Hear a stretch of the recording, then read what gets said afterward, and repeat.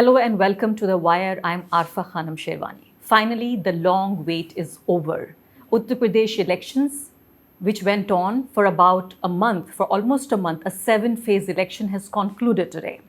So now the big question before us is who is winning Uttar Pradesh? Who will be the next Chief Minister of Uttar Pradesh? In just a matter of 2 days, we will know the answer of that question. But I am joined by two of my colleagues, Ajoy Ashirwad and M.K. Venu, to discuss the implications of these elections, not just Uttar Pradesh, but also the ideological direction the country will take, no matter what the election results are. The central question that we are asking today is that if the BJP loses this election, can we say that the Hindutva in Indian politics has its limitations? Second question, a very important question which will shape this election and also future course of politics in India, is the return of Mundal politics. Venu, first of all, I want to ask you this question. You traveled mostly the eastern and also the Awadh region of Uttar Pradesh, which has been a center of Mundal politics, right? Did you feel that there was this signs of return of Mundal politics, or you think in general, the backward castes are now feeling the sense of fatigue with the BJP and majoritarian politics?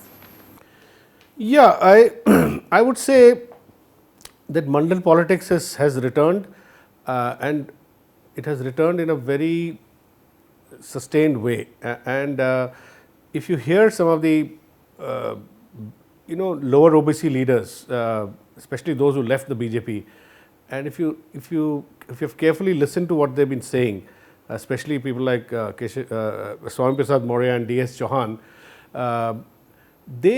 especially D.S. Chauhan, I still remember I heard a very interesting conversation between D.S. Chauhan when he had left and Siddharth Nath Singh, a sitting minister in the BJP cabinet. D.S. Chauhan was also minister.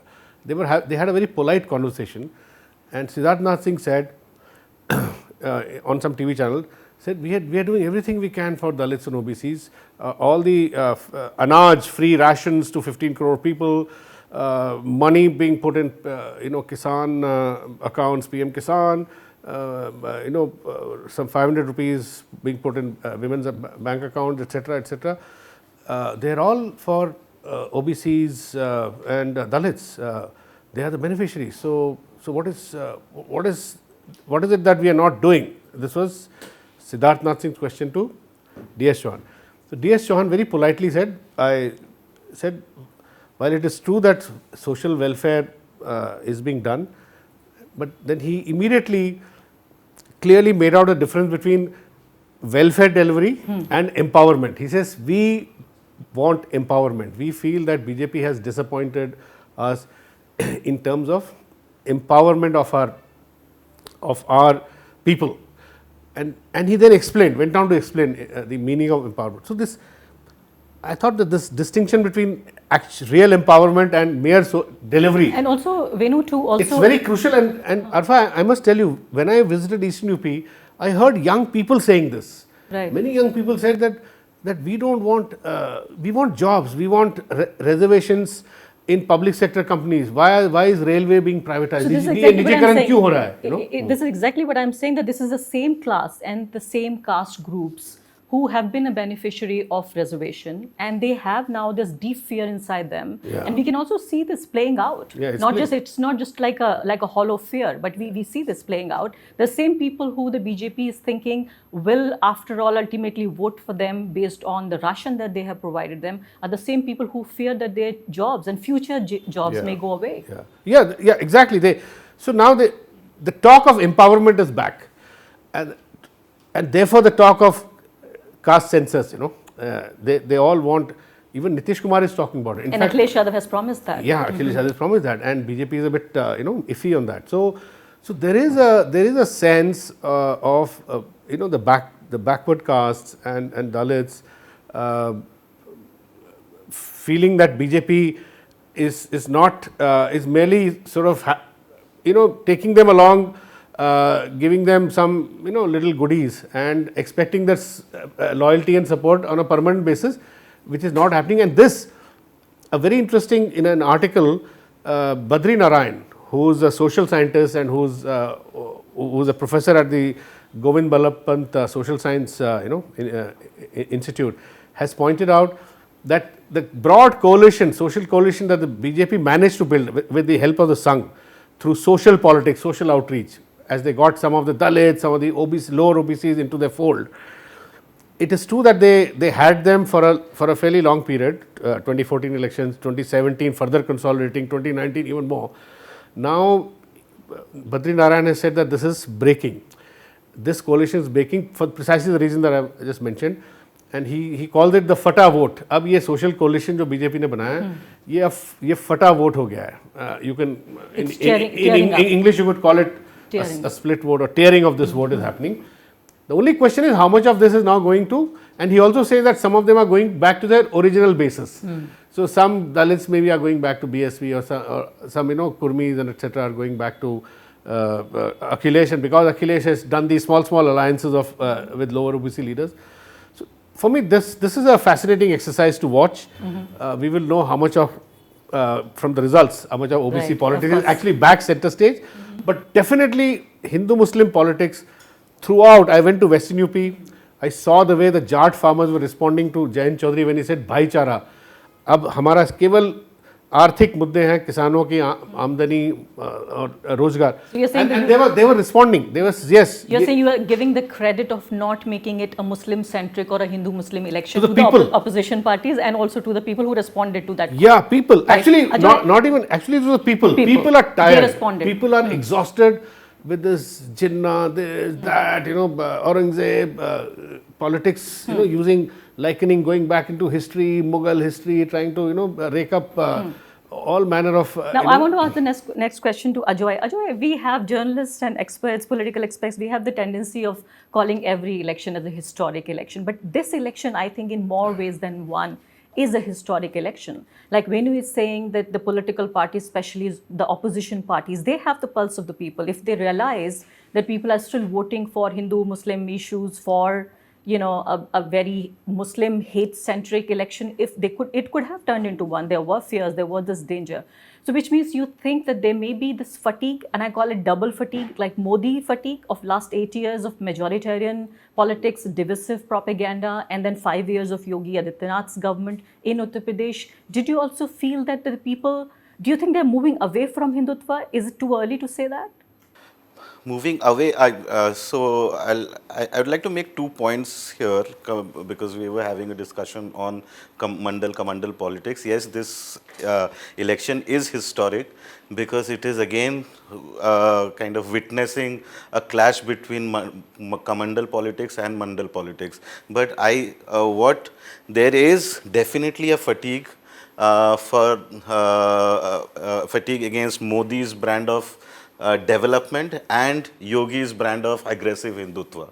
But why has it happened? The bulldozer politics. Yeah, the bulldozer politics. Why has it happened? Because I feel that throughout my trip, I saw not just a return of Mandal politics, but an expansion of Mandal politics. We must remember that these small single caste parties, which is Nishat Party or Rajbhar Party or Apna Dal, these two broad coalitions, whether be it Samajwadi Party or BJP, they are hugely dependent on these single parties to get them those community votes. So this election we see that within the Mandal politics also the voice of these non-dominant OBC castes like Khushwahas or Kurmis or Nishas, they are given much more importance by these broad coalitions. What had happened post 2014, BJP successfully managed to get these parties under its Hindutva umbrella.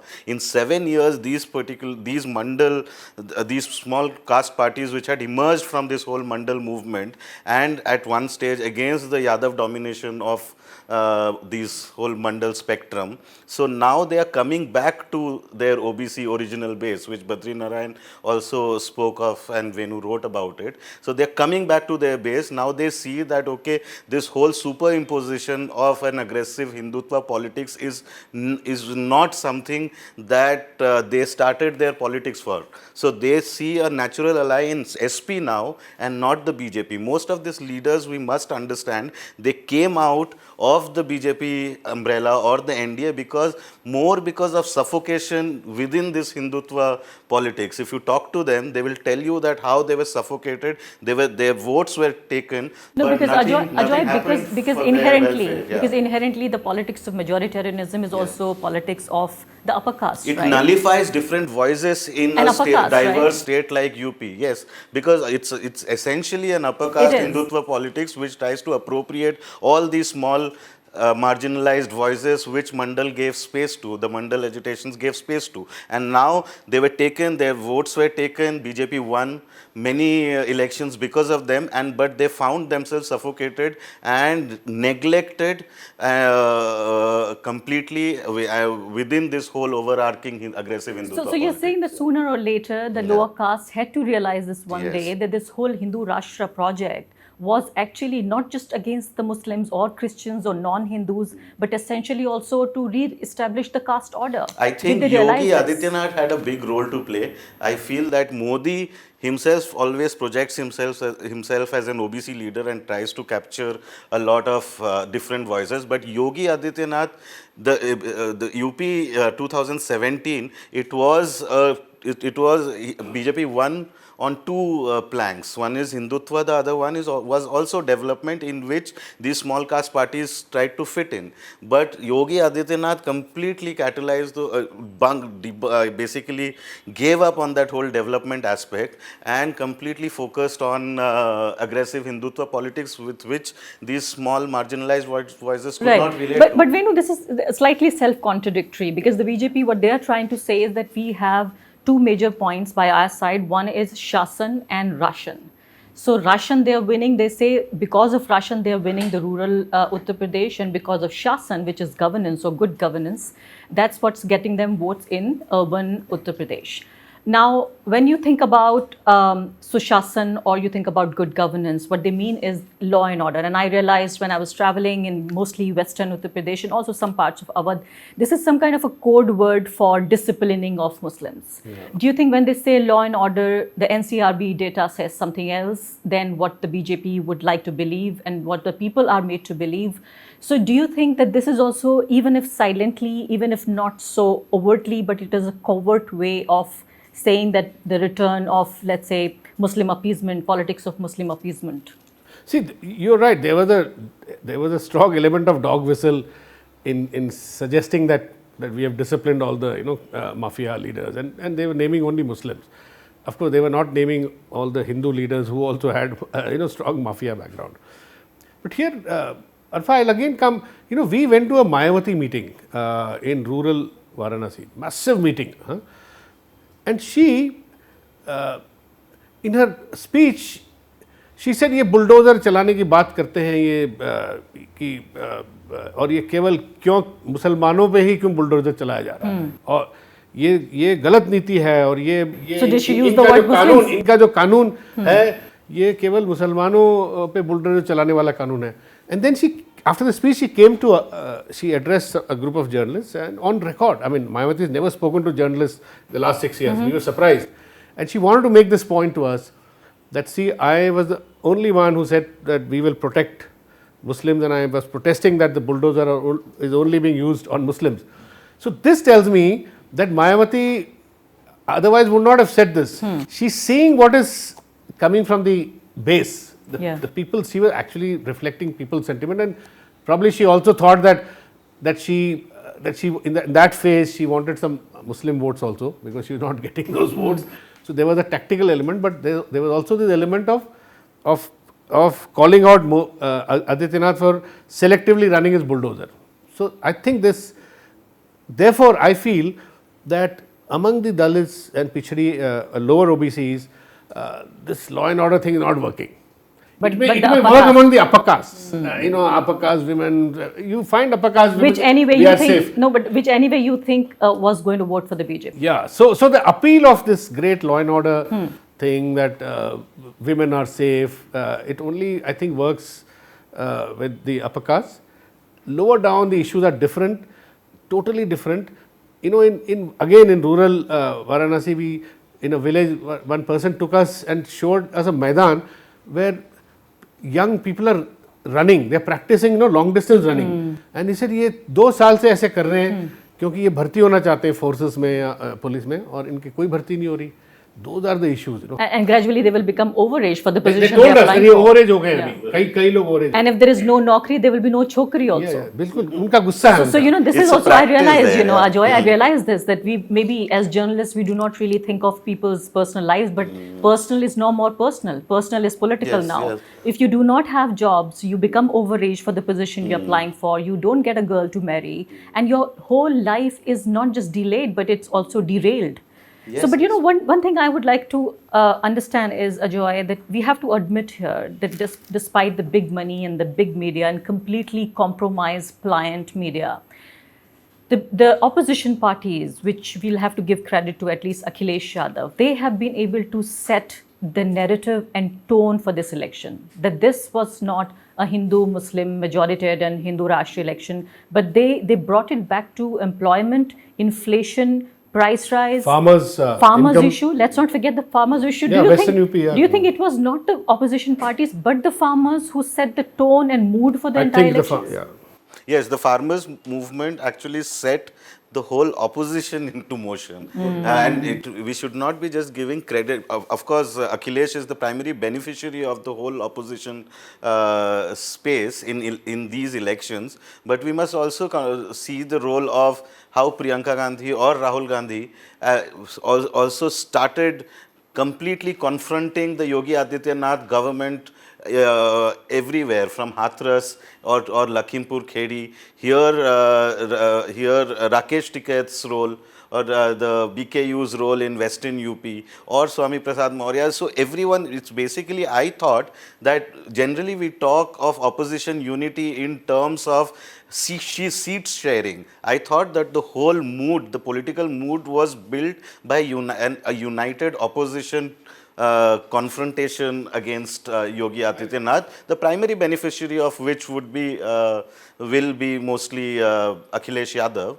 But this is how different voices, you had Mamata Banerjee, and people started confronting Yogi Adityanath, which gave voice to a lot of disgruntled elements among the voters. And that is what has happened, that suddenly 6 months ago, you could not find many people disgruntled, and suddenly when elections approached and all the opposition parties, they kind of got together to talk about livelihood issues, talk about COVID crisis, talk about inflation, stray cattle, and suddenly all these people found voice, and suddenly they found that their leaders are also talking the same. So there was no element of fear. So Ajay, something very interesting I'm saying, it's kind of also slightly funny that three of us who've traveled, we do believe, and we did see the change, that people wanted change, but I am particularly very hesitant to call this election. I'm very hesitant to say that the BJP can be defeated.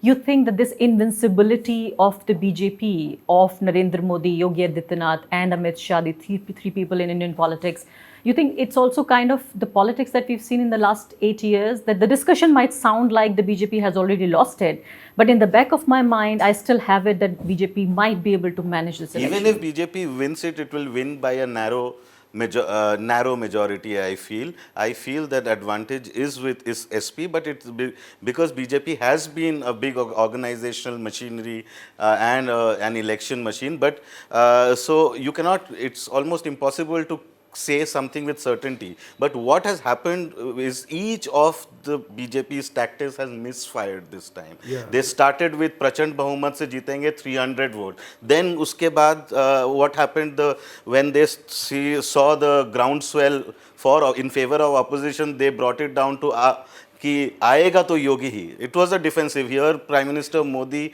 in parliamentary speeches, in budgetary speeches, he kept talking about his achievements with the rider कि COVID के बावजूद भी हमने इतना कर दिया. Then they came down to free ration, and then now they have removed Yogi Adityanath's posters everywhere, and they are fighting the election in the 6th and 7th phase with Prime Minister Modi, and they don't even have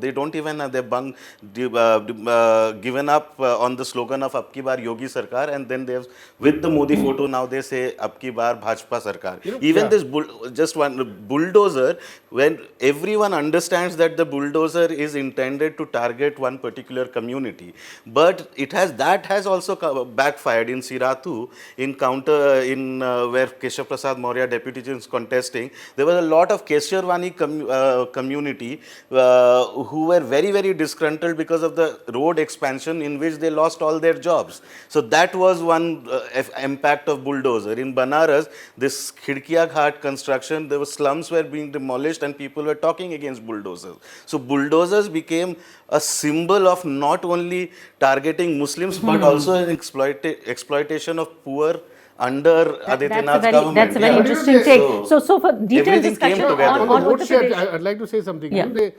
See, there's no need to call the elections. You have to see the momentum. See, the momentum is clearly in favor of SP, which even BJP guys admit. If their vote share from 40% has to come down. The question is whether it comes down to 33, 32. So even if BJP wins by a small margin, the climate of politics in the run-up to 2024 will change, because the economy is slipping further into a morass because of the Ukraine crisis. Oil prices are already 120. So it will come back to haunt, and Modi-centric politics will also dilute somewhat in the next 1.5 to 2 years, because they'll have to focus on real issues. I have no doubt in my mind. So that's exactly what my next question was going to be. The implication UP election results will have on the future course of politics in India. Is it going to be the same way as it was? India's descent into fascism, into majoritarianism, into the way that the international community and international organizations have predicted that there is this impending genocide that's they can see in India. You think all of this is going to change? Arfa, I feel that when economic distress crosses a certain threshold, no political party can really then have the wherewithal, even if they are great social engineers or or engineers of of majoritarianism. After a point, economic distress, economic issues will trump all these communal and identity politics, and I have full confidence. When I say this with a lot of confidence, because it's a point has been reached where people are tired. People want jobs and incomes. So Hindu Rashtra can wait. People at this moment, Hindutva politics works only if you deliver a minimum level of development, minimum level of increase in per capita income, minimum level of jobs.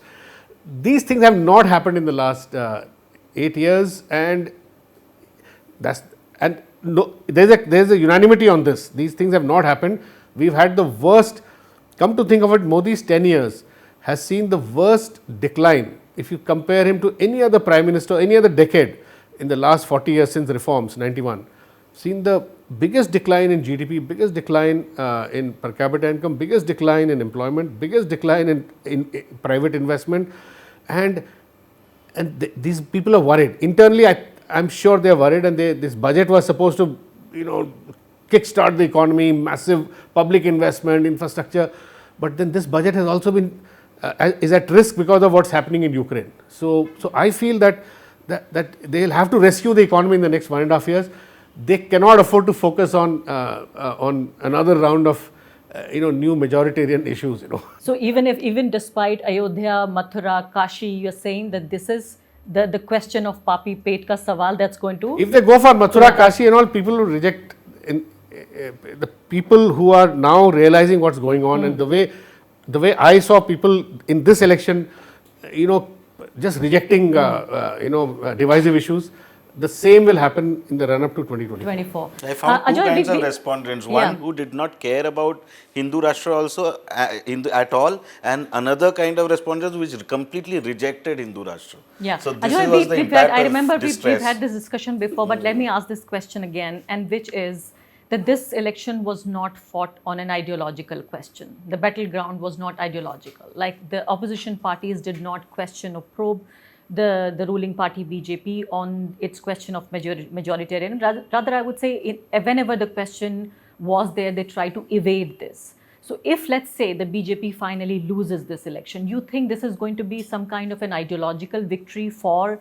the secular people who believes in secularism, in liberalism, in India's constitution and secular democracy? No, I strictly don't think that this election was not fought on ideological You don't think so? questions. Yeah, what has happened over the last 4 or 5 years was that BJP always foregrounded the Hindutva politics against which their opposition kind of responded to it by rejecting Hindutva politics. But what happened in the process was we completely neglected the livelihood, both the parties, the secular camp and the Hindutva camp completely neglected the livelihood issues of people and in this last 7 years there's a perception growing in rural areas which we saw in UP that this government is run and managed by bade log, powerful people, and we have no voice in it. So this, I think, the whole secular Hindutva versus secular camp completely ignored these questions, which got foregrounded by the opposition parties in UP. And I feel that not the opposition, but people kind of forced the anti-BJP forces to talk about these issues, and that is and Akhilesh was quite smart in taking the cue, and basically did not play in BJP's But then we have the trap, example yeah. of Tejashwi Yadav finally almost making it and not being able to make it, the kind of, the charm and Yes. the way he... But the process had started even in Bihar. Yeah. And which and UP is quite different, but we saw a maturity of what Tejaswi Yadav started in Bihar by talking about unemployment, by talking about discrimination. I mean, he created a new constituency of unemployed youth. Akhilesh's social coalition was not only talking about employment, but also he tried to modify his own party by making it more inclusive, by accommodating various different Expanding the social base. influencers in society, by expanding its social base, which BJP had no answer for, because BJP was quite complacent that it had already built a social coalition and placed an aggressive Hindutva leader at the helm. So one final question, yeah. Ajay. Do you also believe that this election is historic in many ways? Like, do you think it's going to affect the brand Modi? Do you think it's going to impact the future course of politics in India? No, I've already started getting calls from different, as I was telling Venu minutes ago, that from many people who believe in BJP, that if whatever happens in UP will impact their states also. So UP is India's most populous Then you have state. Gujarat, you have Even Karnataka. if BJP wins Yeah. only by a narrow majority, it sends a message to other states. Even then. Most importantly, Gujarat in December. But you don't think the Yeah. winner takes it all? I don't think winner takes it all. In a first past the post system, anyone can win in such a close elections, but the wave on ground favored the Samajwadi Party. What works for BJP is money and muscle power and a good organization. Right. Do you think machinery, that this is kind of some kind of a shot in the arm for people who believe in India's constitution? Even the kind of discussion we are having today, the kind of sentiments me, you, and Ajoy saw on the ground, people changing, their perspectives changing, their worldview changing, just because it is a question, existential question they're facing. See, Arfa, to tell you the truth, until about 6 months ago or a year ago, I used to feel very, very despondent and disillusioned that East UP, which I always thought was a very rebellious belt. East UP has a history of Balia, Varanasi. I mean, your discussion among the Varanasi intellectual, always anti-establishment, always questioning. And the taking tradition pride. of questioning the establishment in East UP And taking pride in it. And taking pride in it, and calling it their sabhyata and their culture. The way, especially your interview on the Varanasi ghat with all the Banaras intellectual. I thought we had lost that somewhere. We had that they had all got they had become zombies, Hindutva zombies. But now, from what I saw on the ground, whatever the result, Yeah. BJP may scrape through, may get 205, but that questioning of the establishment on the basis of real issues, I think has revived in East UP. So we should not For me, that's a big plus. big plus, and we should not yet start Yeah, writing and it will- obituary for it will Indian open up democracy. opposition space Space. in the next 1.5 2 years, whatever the result. Right. Thank you very much, Venu and Ajoy Ashubas. So this is not the discussion that we will have on the 10th of March. We were trying to get the broad sense of what's happening in UP and how it will have implications for national politics, especially for 2024 parliamentary elections. We brought you ground reports. We brought you, interviews with important politicians, also insights and discussion from our studio. We will continue to do that on the 10th of March. Just a couple of days are in between when we will have the answer for this very important question on who will be the next Chief Minister of Uttar Pradesh. Thank you very much for watching. The wire के और videos देखने के लिए subscribe करें और bell icon पर click करें। स्वतंत्र पत्रकारिता की आर्थिक मदद करने के लिए डिस्क्रिप्शन में दिए गए लिंक पर जाएं और अपनी राशि चुनें।